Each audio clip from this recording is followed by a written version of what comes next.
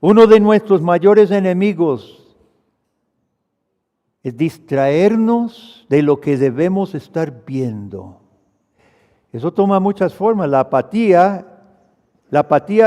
apatía cristiana es simplemente un síntoma de estar distraído. Porque no estamos apáticos con todo, con nuestro trabajo, con las diversiones, con las ocupaciones. Ahí no somos apáticos, ahí estamos todos movidos. ¿Qué es la apatía espiritual? Distraídos. Y Pablo ora que Dios les abra el entendimiento una vez más, les dé espíritu de revelación. ¿Cuántos de nosotros aquí recuerdan cuando no entendíamos nada del Evangelio? Nos hablaban, pero eran meras palabras. ¿Cuántos entendían? ¿Cuántos recuerdan aquellas tinieblas? ¿Cuántos recordamos habernos acostado sin ninguna esperanza para el próximo día? ¿Recuerdan? ¿Recordamos esa vida anterior que se describe como tinieblas, como perdido, como no entender nuestro peligro? Pablo vuelve a este punto una y otra vez en esta carta, hermanos, por eso lo estamos machacando. Pablo está preocupado, o por lo menos quiere advertir a esta iglesia que era una buena iglesia. La iglesia de Éfeso había crecido, había trabajado, eso lo sabemos de la Biblia. Una linda iglesia, y ha llegado a ser grande. Pero por algo Pablo está orando a Dios para que sus ojos estén abiertos siempre, que tengan espíritu de revelación y conocimiento vivo, palpable. Camine conmigo a lo largo de esta carta para que veamos que Pablo una y otra vez vuelve a lo que éramos y lo que somos. Capítulo 2, versículo 1. Él os dio vida a vosotros cuando estabais, ¿qué? Muertos en vuestros delitos y pecados en los cuales anduvisteis en otro tiempo, siguiendo la corriente de este mundo conforme al príncipe de la potestad del aire, el espíritu que ahora opera en los hijos de desobediencia, entre los cuales también todos nosotros vivimos en otro tiempo, en los deseos de nuestra carne, haciendo la voluntad de la carne y de los pensamientos, y éramos por naturaleza hijos de ira. Pablo dice, recuerden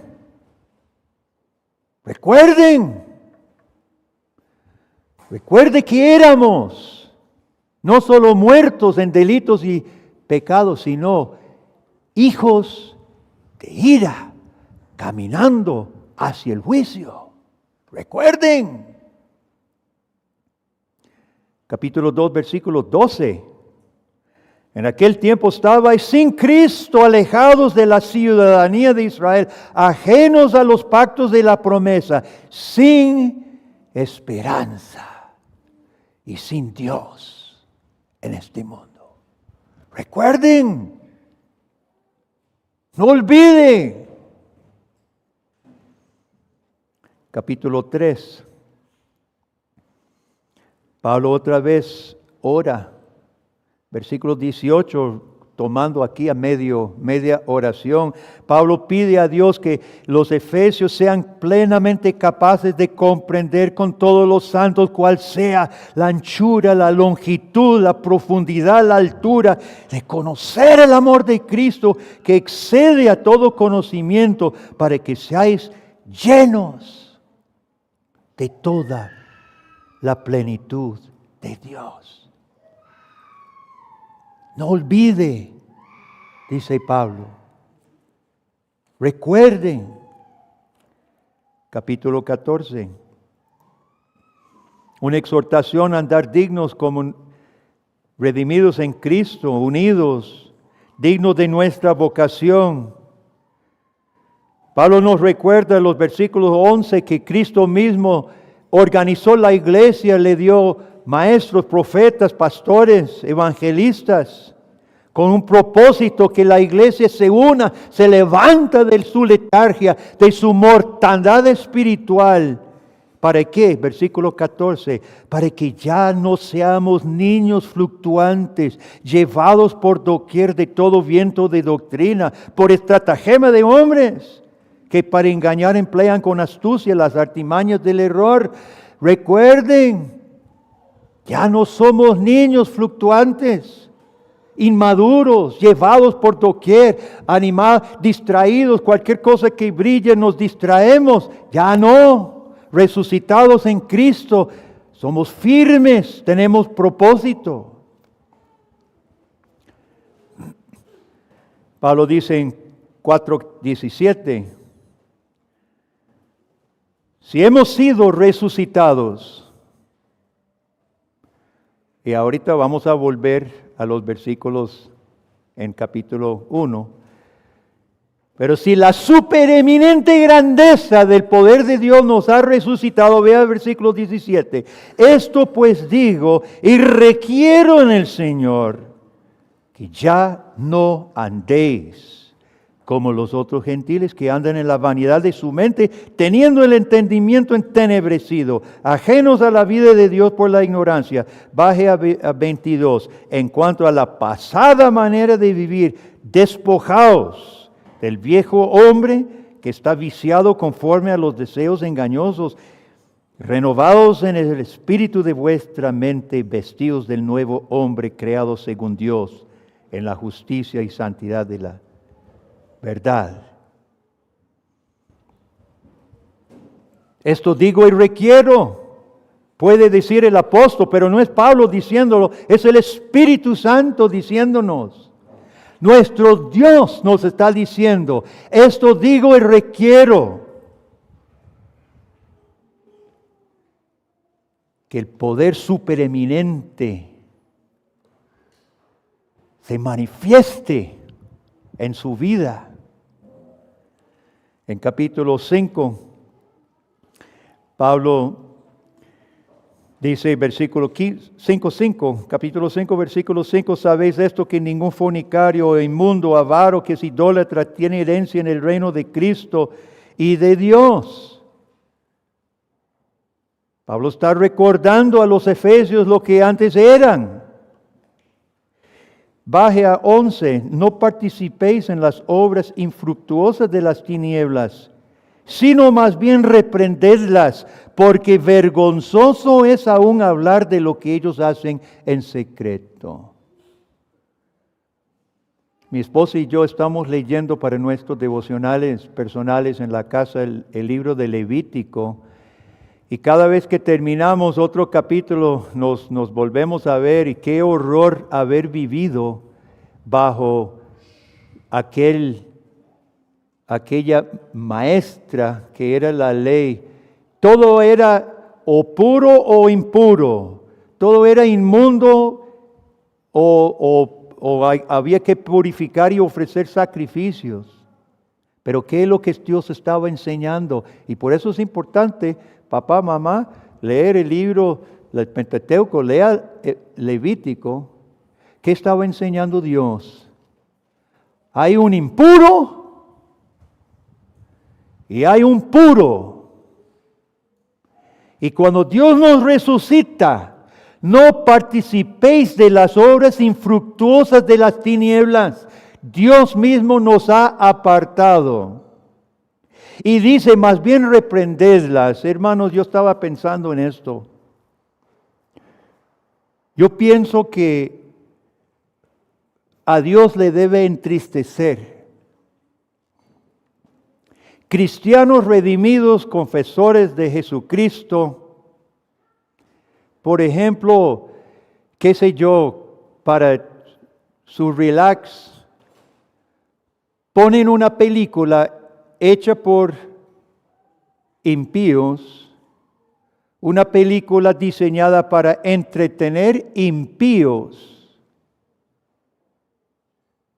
con vulgaridades, blasfemias contra Dios. escenas lasciviosas?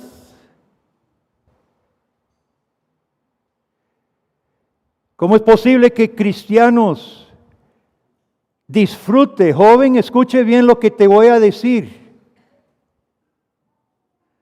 Cristianos disfrutando música hecha por impíos para deleitar el oído impío, con palabras vulgares,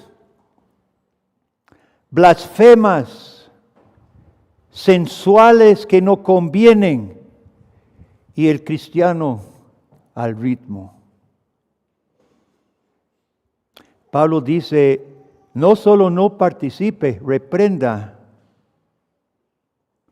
¿Sabe qué es el problema de la iglesia en Costa Rica? Lo que acabamos de hablar, distraídos. Y esa apatía de reprender, es que estamos en otras. La vida sin el Cristo vivo en el corazón tiene una característica que se llama, en la Biblia, se llama ceguera o muerte. Y le planteo una pregunta. ¿Estaba Pablo preocupado por lo que él palpaba en la iglesia de Éfeso? Repito, había sido una iglesia buena, trabajadora. Pero ¿cuántos recuerdan Apocalipsis capítulo 2? Escrito de aquí a unas décadas. Jesús se acerca primero a la iglesia de Éfeso y los felicita. Y dice, les felicito su trabajo, su arduo trabajo. Una buena iglesia, ortodoxa, sana doctrina. Pero tengo algo contra ti. Ha perdido su primer amor. Notaba Pablo las semillas de lo que llamamos cristianismo nominal. ¿Qué es el cristianismo nominal? Es cristianos solo de nombre. ¿Será que Pablo sentía, palpaba que estaba empezando ese nominalismo, esa apatía, esa letargia en la iglesia de Éfeso, en medio de trabajo, en medio de cultos al amanecer, en medio de desayunos compartidos? Un mal profundo. ¿Por qué Pablo ora que Dios le dé revelación, sabiduría y abriendo sus ojos? ¿Y por qué termina esta epístola con ese capítulo de la armadura de la fe? Diciendo, tome toda la armadura para que cuando se acabe todo pueda estar en pie todavía. ¿Por qué? ¿Cuál es la preocupación de Pablo? ¿Cuál debe ser la preocupación nuestra? Hace poquito se ofreció una conferencia aquí mismo, precisamente sobre la batalla espiritual, cómo combatir la tentación, el pecado, el demonio.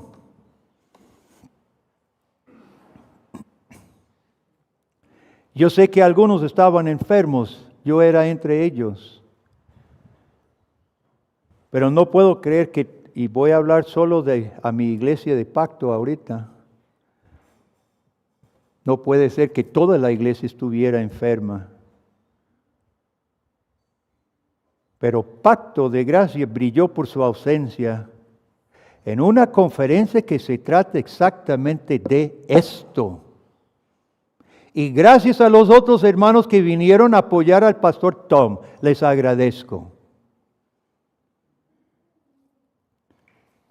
Querido cristiano y congregación Pacto de Gracia, esta carta es dirigida a nosotros. Tomemos la segunda parte de la oración de Pablo. Vuelva conmigo a capítulo 1, por favor. Versículo 18 al final. Que Dios les dé entendimiento para que sepa cuál es la riqueza de la gloria de su herencia en los santos y cuál la supereminente grandeza de su poder para con nosotros, los que creemos, según la operación del poder de su fuerza, la cual operó en Cristo, resucitando de los muertos y sentándole a su diestra en lugares celestiales. Pablo menciona la esperanza que nos ha dado en Cristo. Y sabemos que esto es un tema principal de toda la Biblia, hermano.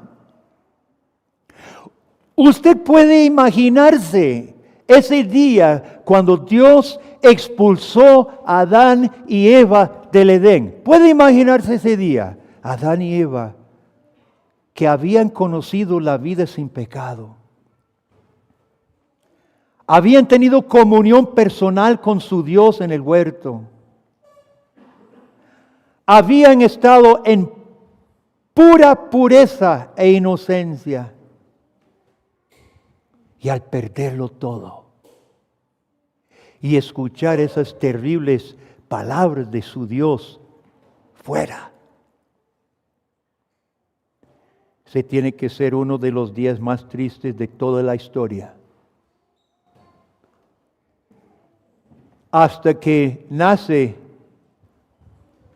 los primeros hijos y el mayor mata a su hermano. Hermano, la historia humana es la historia de la desesperanza, la desesperación.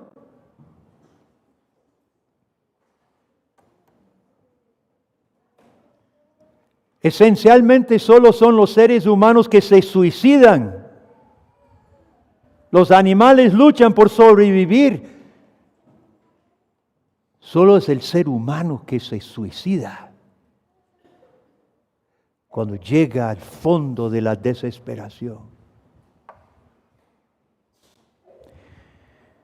Pablo le dice a los efesios que él ora que Dios les haga entender la esperanza que tenemos en Cristo. Y eso es importante para cada uno de nosotros. Porque la lucha es larga y tendemos a perder esperanza. Aún el cristiano, perdemos esperanza en el hogar, en el matrimonio, con algún hijo, con la situación laboral. Perdemos la esperanza. Ahora yo no puedo decir cuál es el plan de Dios, pero el cristiano que pierda por completo la esperanza, ¿cómo llamamos? Se llama duda. Está dudando de Dios. Y la duda no es de fe. Y Pablo dice, Dios, por favor, ábrele sus ojos para que sepa cuál es la esperanza a que nos han llamado. Y las riquezas de la gloria de su herencia. Un ciego podría ponerse contento si usted pone unas monedas de metal en la mano y usted le dice, amigo, eso es oro. Y el ciego lo toca y dice, yo tengo oro. Lo que no puede ver es que son chapas de latón. Pero hermanos, antes de que Cristo nos resucitara, eso es lo que éramos ciegos creyendo que las cosas del mundo, las riquezas del mundo era gran cosa. Es meramente chapas de latón. Dice Pablo, yo quiero Dios que abra los ojos de los cristianos para que vean verdaderamente las riquezas de nuestra herencia con los santos.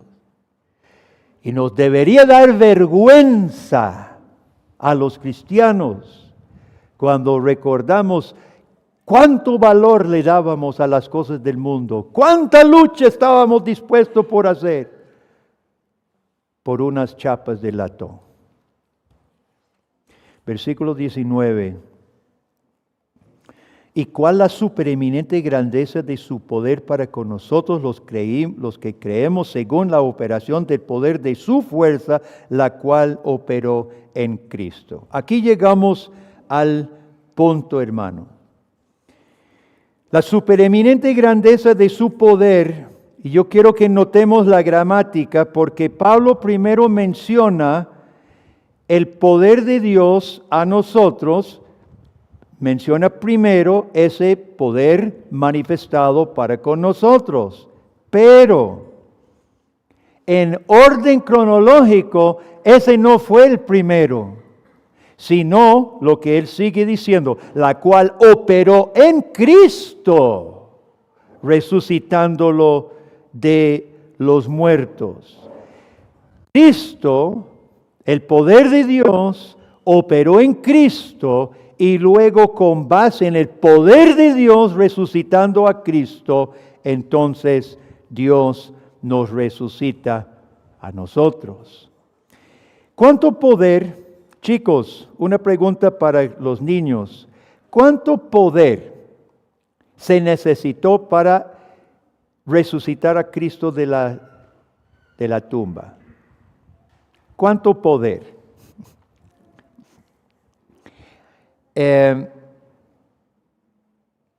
Dice J. Adams que el poder necesario para resucitar el cuerpo de Cristo de la muerte se requirió más poder que crear el universo en el principio.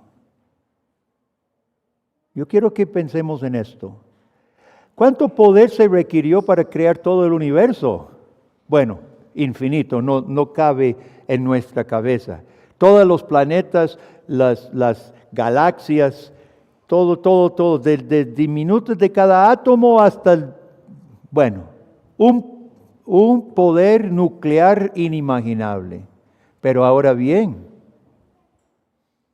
para resucitar a Cristo, debía primero anular la maldición sobre esta creación. Porque ahora esta creación está bajo la maldición de muerte. Y Dios debía revertir primero la maldición y luego hacer una nueva creación, porque en Cristo, con el cuerpo glorificado, está la nueva creación ya planeada. Tal vez hecha, dice Jesús, voy a preparar lugar para ustedes. Ya está hecha la nueva creación. O sea, más poder para resucitar a Cristo que crear el universo en el principio. Esa es la cantidad de poder. Y por eso Pablo se maravilla. La supereminente grandeza de su poder, la cual operó en Cristo resucitándolo de los muertos, y después Pablo no puede parar. Empieza, la cual operó en Cristo resucitándolo de los muertos, sentándole a su diestra en los lugares celestiales, sobre todo principado y autoridad y poder y señorío, sobre todo nombre que se nombra, no solo en este siglo, sino también en el venidero, y sometió todas las cosas bajo sus pies, y lo dio por cabeza sobre todas las cosas a la iglesia. Querido cristiano, ese es el poder que lo salvó a usted. Ese es el poder que lo convirtió a usted de las tinieblas, ya no en hijo de ira, sino hijo de luz. Ese es el poder que dice Dios lo libró de la esclavitud al pecado. Y ese es el poder que Pablo ora que lo volvamos a apreciar, a ver, a admirar. Cada domingo, la iglesia del Señor se reúne para renovar pacto con nuestro Dios. Cada domingo Dios recuerda a su pueblo lo que hizo por nosotros y en nosotros. Recordemos las dos cosas. Lo hizo por nosotros en Cristo y lo hace en nosotros en Cristo. Dios sabe que somos débiles en nuestras propias fuerzas. Nosotros necesitamos ser recordados todos los días. Querido amigo, si usted se ha sentido bajoneado, desanimado, flaqueando en estos días, qué dicha que vino hoy, porque su Dios le está hablando. Y esta oración de Pablo es la oración que el Espíritu Santo le inspiró. Y él ora de que nosotros sepamos, veamos, apreciemos la supereminente grandeza de su poder. Como dijimos, la batalla es larga, dura toda la vida. Prepárese, cristiano. ¿Sabe que lo bonito de nuestro Dios? Dios no oculta nada de su pueblo. Dios no pinta color de rosa cuando no lo es. Dice, es larga. Hay una batalla por adelante. Pero para eso está capítulo 6. Toma toda la armadura de Dios para que cuando se acabe todo esté firme. Hay armadura, cristiano, tómala. Y hay poder. Créalo. Creo que necesitamos tomar muy en serio la necesidad de ayudarnos unos a otros. En capítulo 4, Pablo habla de andar digno de nuestra vocación, un cuerpo, un bautismo, un Señor, si es necesario, soportándonos unos a otros por amor a Cristo. La unidad de la iglesia es necesaria, hermanos. Entre más que apriete el mundo en contra, más unido necesitamos estar. Dios quiere que nuestra vida post-resurrección, todo aquel que ha creído en Cristo, ha resucitado en Cristo. Todos nosotros vivimos una vida post-resurrección y Dios quiere que nuestra vida post-resurrección sea pro Cristo. Nuestra vida debe ser pro Cristo. Esta palabra a los Efesios vino en un lugar específico, con luchas específicas y tentaciones concretas. Y esta misma palabra viene a nosotros también en un lugar específico, con luchas específicas y tentaciones particulares. ¿Qué quiere decir? Que su matrimonio debe ser pro Cristo. Significa que la gracia que Dios le manifestó y su poder, usted lo transmita a su cónyuge, a sus hijos, a los que vivan con usted. Matrimonios y hogares pro Cristo. ¿Es eso lo que se está viviendo en su casa, en su hogar? Si se pudiera colocar camaritas y presentarlo a la iglesia o al pastor, se miraría, oiga, este hogar sí es un hogar pro Cristo. La gracia de Cristo se comparte. El poder de Dios se hace manifiesto. Sobre todo ocupamos hogares ahorita, familias pro Cristo, mi hermano. La educación de nuestros hijos. Hay una larga historia en la Biblia donde Dios reclama a los hijos. La educación tiene que ser pro Cristo. Gracias a Dios tenemos un colegio cristiano reformado que nos ayuda, que está SECRE. Pero eso no es el único lugar donde sucede la educación.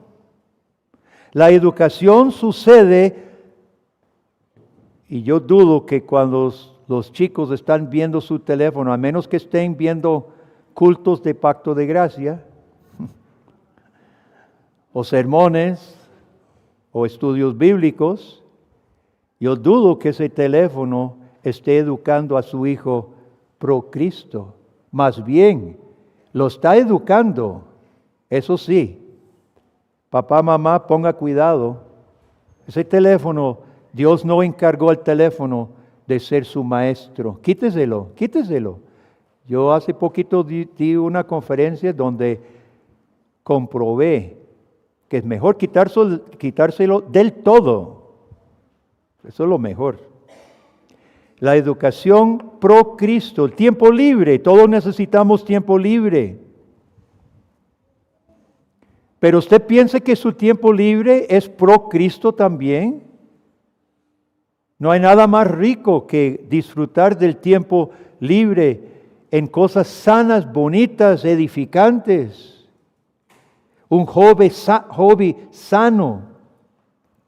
Yo creo que mucha película, mucho internet, muchas redes sociales, ya sabemos los daños que hacen. Tome su tiempo libre pro Cristo. Nuestro evangelismo, escuchamos en el mensaje de la mañana del hermano Juan Carlos, la mies es mucha, Cristo resucitó para una multitud sin número.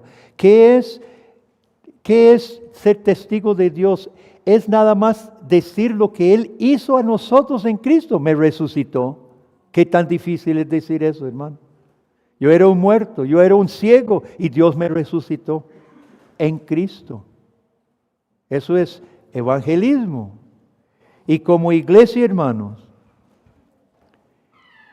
si es cierto que la iglesia en Éfeso había empezado un camino hacia el nominalismo, perdiendo su primer amor, tomemos la advertencia. Hay varias congregaciones representadas aquí. No perdamos el llamado a que nuestras iglesias sean pro Cristo. Vean lo que dice Pablo en versículo 22. Dios sometió todas las cosas bajo sus pies.